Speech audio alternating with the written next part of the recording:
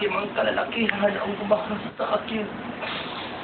Pinagpasapasahan nila ako. Itutok na kami. Pinagpasapasahan nila ako. Ate, ulitin mo. Yan, narinig ka eh. Ulitin mo ulit. Kailangan yung patawa nga eh. Pinagpasapasahan nila ako. Pagkatapos isang babag, sinabunutan ako at sinila ko sa bangin. Inilaglag ako doon. Hindi ko malaman kung bakit. Alas 3 po ng madaling araw nangyari yun. Tapos alas 12 pa uwi na ako ng bahay. Doon po sa may talanghiba ng parang Marikina. Doon nila ako hinila. Nakasakay sila ng isang van. Dinala ako sa isang...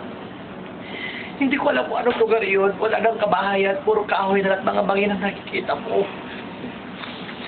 May isang mama, pagkatapos binaba nila ako sa isang parang bakanting lupa.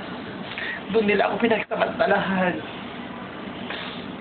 Nagsusumigaw ako ang isang mama, buti na nakatakbo nga ako. Ang isang gustong basagin ang aking mukha ng hollow block.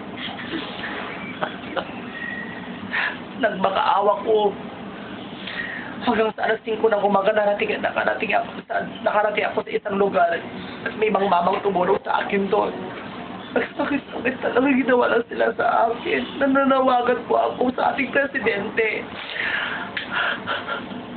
President Aquino, sana magibigyan niyo ng hustisya ang aking pagkakahasa at kawalan kung sino mang gumawa sa akin nito.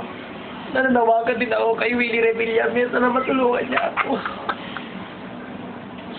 Kayo lamang po ang sa akin, makakaresolve at magkaluslos sa aking buhay. Maawa po kayo.